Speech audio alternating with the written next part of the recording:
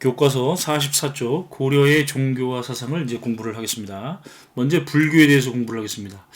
고려 시대에는 국가의 통치 이념은 유교지만 개인의 신앙생활은 이제 불교죠. 그래서 이제 이 고려 초기부터 아주 적극적으로 불교를 보호하는 정책을 이제 실시를 했는데 뭐 훈요 10조의 훈요 10조를 남긴 이제 왕건 태조 왕건이 연등회와 팔관회를 이제 열심히 치러라. 이 불교 행사죠. 그다음에 이제 고려의 그 과거 제도에 보면 이제 승과가 있습니다. 그래서 이제 승과에 합격한 승려에게 이제 승계를 주기도 했고, 그다음에 이제 이 신망이 높은 승려를 왕의 스승인 왕사, 그다음에 이제 국가의 스승인 국사로 모시는 이제 왕사, 국사 제도가 이제 있었죠.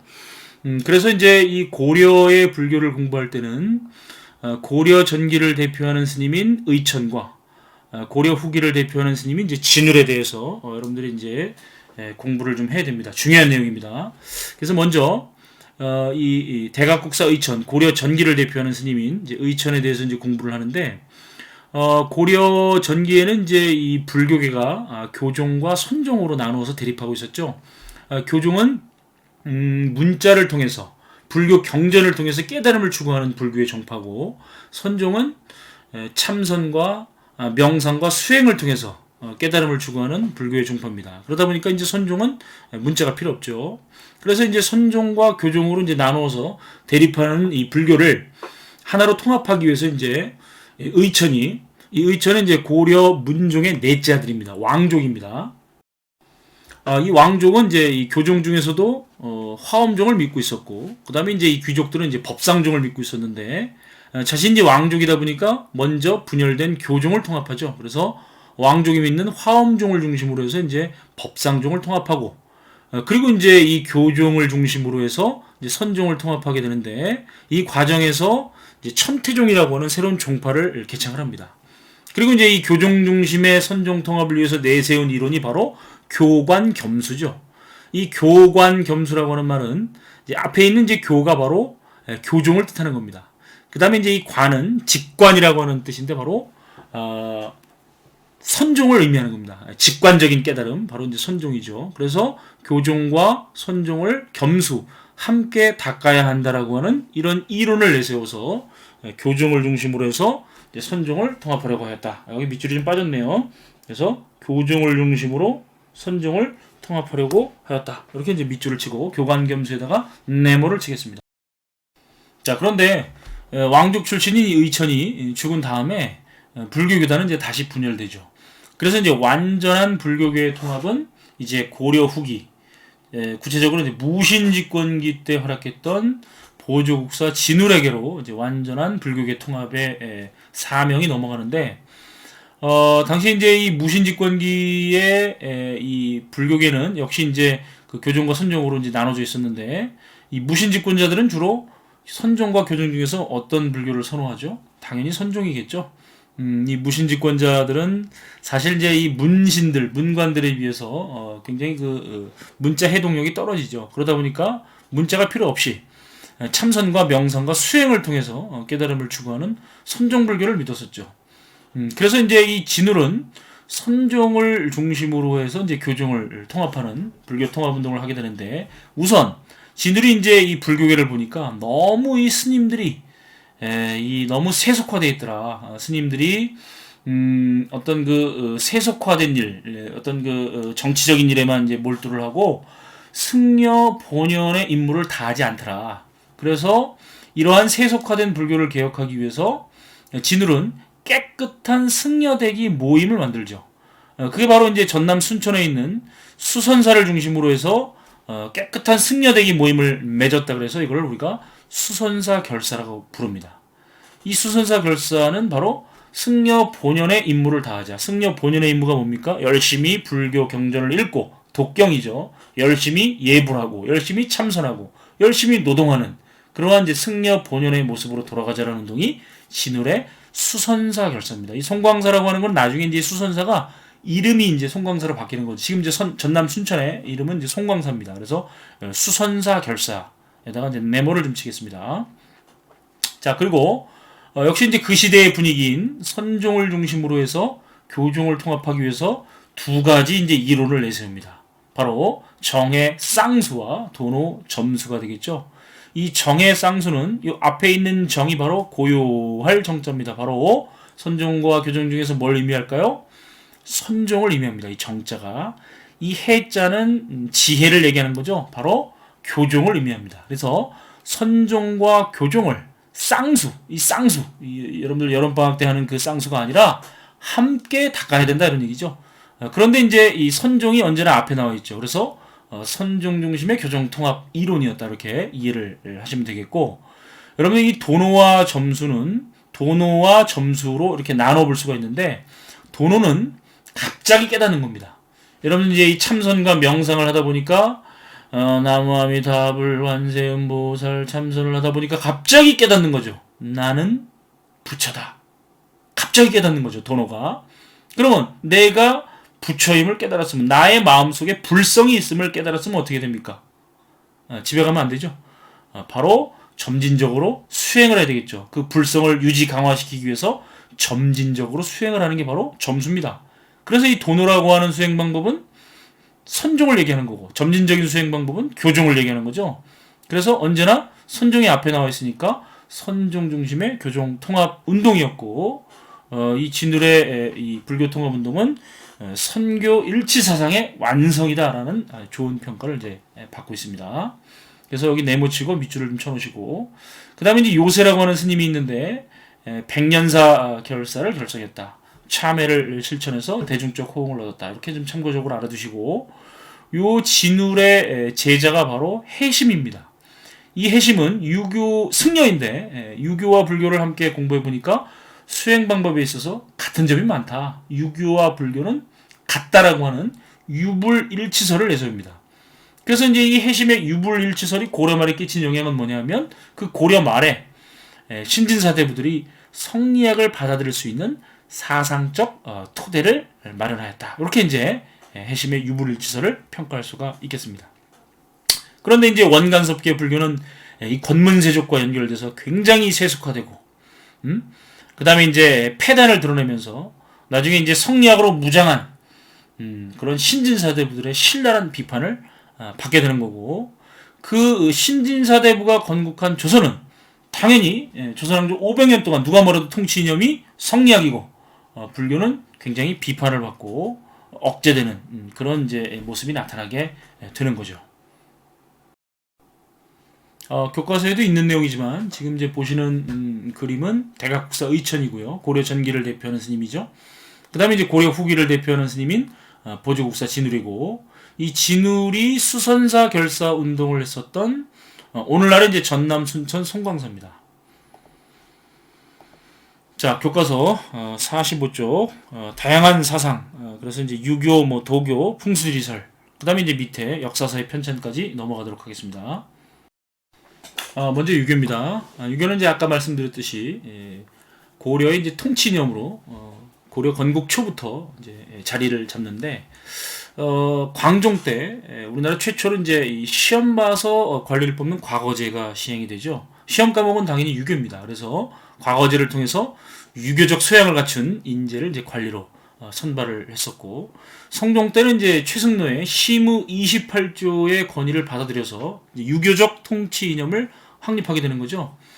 그래서 이제 수도에 유교를 가르치는 국립대학인 국자감을 설치하고, 그 다음에 이제 지방에 이제 12개의 목을 설치하고 지방관을 또 최초로 파견했었고, 여기에다가 이제 유교경전을 가르치는 교수님인 경학박사를 파견하죠.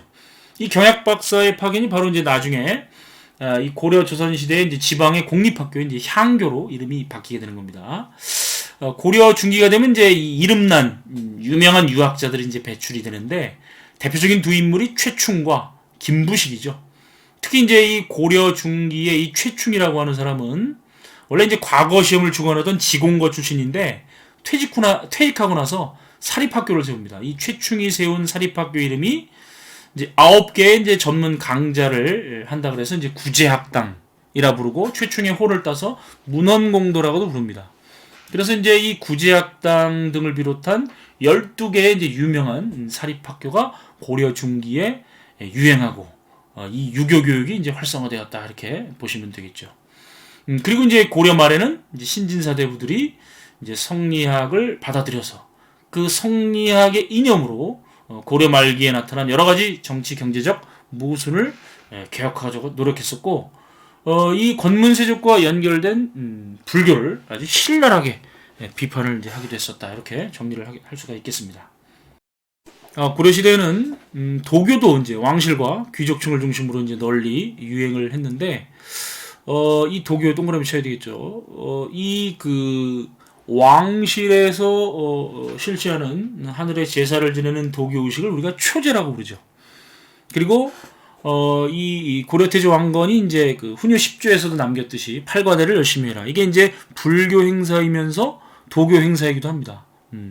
그래서 이제 이러한 도교도 함께 유행을 했었다. 이렇게 보시면 되겠고, 풍수지리설도 유행을 하죠. 풍수지리설이란 이제 산세, 지세, 수세를 보고 여기가 이제 명당인가 아닌가를 판가름하는 인문지리학이 바로 풍수지리설이죠. 그래서 이제 이 풍수지리설을 내세운 대표적인 사건이 바로 묘청의 서경천도 운동이죠. 묘청이 이제 서경길지설이라고 하는 풍수지리설을 내세워서 서경의 땅의 기운이 좋으니까 그쪽으로 수도를 옮기면 바로 그 왕실의 위엄도 살릴 수 있고, 그 다음에 이제 이 고려 주변의 36개 오랑캐 국가들이 알아서 조공을 바칠 수 있을 것이고, 또 금나라도 항복할 것이다. 이런 주장을 내세웠는데, 그게 풍수지리설이죠. 그리고 이제 이 삼경의 설치도, 이 개경, 서경, 남경이라고 하는 이 삼경의 설치도 풍수지리설에 따라서 이게 이제 설치가 된 겁니다. 자, 다음으로 이 사진을 한번 보시면 바로 이제 이 교과서에 있는 청자 인무령 주전자입니다. 이게 이제 이 도교의 그 도사나 아니면 이제 신선을 표현한 건데, 역시 이제 고려답게 청자로 이러한 이 뭡니까 이 인무령 주전자를 이제 제작을 했었다. 이렇게 보시면 되겠습니다. 자, 교과서 밑에 이제 역사 인식이 변화하다 이쪽으로 넘어가겠습니다. 고려는 건국 초기부터 이제 실록을 편찬했죠. 그래서 이제 태조 때부터 목종 때 이르는 7대 실록을 편찬했는데, 거란의 침략으로 이제 모두 불타버려서 지금 남아있는 게 없습니다. 그리고 이제 그 뒤에도 이제 실록을 편찬했지만 지금 이제 전해져 있지 않고 있죠. 그래서 우리나라에서 현존하는 가장 오래된 역사책은 바로 고려시대 인종 때 이 인종의 명에 따라서 김부식 등이 편찬한 바로 삼국사기가 가장 오래된 역사책입니다. 1145년이죠. 그래서 밑줄을 치고 삼국사기에다 네모를 치고 현존 최고의 역사서다. 이 최고라고 하는 거는 이제 베스트가 아니라 가장 오래된 그런 뜻이죠. 그래서 이 삼국사기의 특징을 보면 유교적 합리주의 사관을 가지고 있다. 이 유교적 합리주의라고 하는 것은 바로 귀신 나오거나 이상한 것은 이제 믿지 않는다. 이제 이렇게 이해하시면 되겠는데요. 그래서 이제 이 고려백제 신라 이전에 어떤 그 신이한 그런 역사는 서술하지 않죠. 고구려백제 신라부터 이제 서술을 하죠. 그리고 이제 실제로 이제 고구려가 먼저 건국됐지만 삼국사기에서는 신라가 먼저 건국된 것으로 그렇게 기록이 되어 있습니다. 그래서 이 사람이 이제 이 뭡니까 경주 김씨 신라의 그 조상 신라인을 이제 조상으로 두고 있는 그런 분인데, 이제 신라 계승 의식을 가지고 있고, 이 삼국사기의 이제 이 편찬 방법은 기전체라고 되어 있죠. 오른쪽에 잘 써 있습니다. 그래서 주로 본기, 이게 이제 왕의 역사죠. 그리고 여기 보면 열전, 인물의 역사입니다.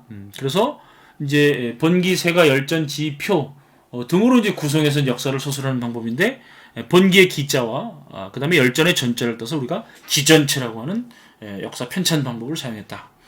자, 그리고 이 무신정변과 몽골의 침략을 이제 거치면서, 특히 이제 이 몽골의 침략과 그 원간섭기에 외부로부터 이제 침략이 오다 보니까, 사실은 이제 이 다른 나라가 우리나라를 침략할 때 어떻게 됩니까? 똘똘 뭉쳐야 되겠죠. 너는 고구려를 계승했느니, 너는 신라를 계승했느니, 이런 것들이 필요 없죠. 그래서 하나로 똘똘 뭉쳐서 외부의 침략을 함께 막아내야 되겠죠. 그러다 보니까 이제 이 몽골 침략을 거치면서 우리 민족의 자주의식을 강조하거나 아니면 전통 문화의 이해를 강조하는 역사책들이 쏟아져 나오게 되는 거죠. 그래서 이 이규보라고 하는 사람은 이제 동명왕편을 졌는데, 이 동명왕이 누굽니까? 바로 이제 이 고구려를 건국한 주몽이죠. 그래서 이제 이 주몽을 노래한 이 동명왕편을 져서 이제 고구려 계승의식을 강조했죠. 중국의 역사나 중국의 인물을 저술한 게 아닙니다. 우리 민족의 고구려 시조를 노래한 거죠. 자, 그리고 이제 이련이라고 하는 스님은 이제 삼국유사를 저술하게 되는데, 이 삼국유사에 보면 바로 이제 우리가 알고 있는 단군신화가 나오죠. 바로 곰과 호랑이. 그래서 이제 곰이 환웅이 웅녀가 되고 환웅과 결혼해서 단군왕검을 이제 낳고, 단군왕검이 우리 민족 최초의 국가인 고조선을 건국했다. 이게 이제 지금 남아 있는 가장 오래된 단군 신화입니다. 그래서 단군을 우리 민족의 시조로 내세운 현존하는 가장 오래된 이 역사책이 바로 이련의 삼국유사가 되겠죠. 그리고 이제 이 단군 신화는 이승휴라고 하는 사람이 쓴 제왕원기에도 나옵니다. 조금 이제 이 이련과는 좀 다른 모습의 단군 신화가 나오긴 하는데, 어쨌든 이제 우리의 역사의 출발점을 단군으로 서술했다라고 하는 점. 그래서 우리 역사의 유구함을 강조하고 우리 민족의 자주의식을 강조한 이런 역사책들이 몽골 침략기부터 이제 쏟아져 나오더라. 그리고 이제 고려 말에는 이제 이 성리학으로 무장한 이제 신진사대부들이 이제 등장하면서 성리학적 대의 명분과 정통 의식을 강조한 역사책이 이제 편찬되기도 했었는데, 대표적으로 이제 이재현이라고 하는 성리학자가 쓴 사략이라고 하는 역사책이 있는데 지금 이제 전해지지는 않고 있다. 지금 이제 보시는 책이 이제 김부식이 쓴 삼국사기고, 김부식의 모습을 좀 보고 있습니다.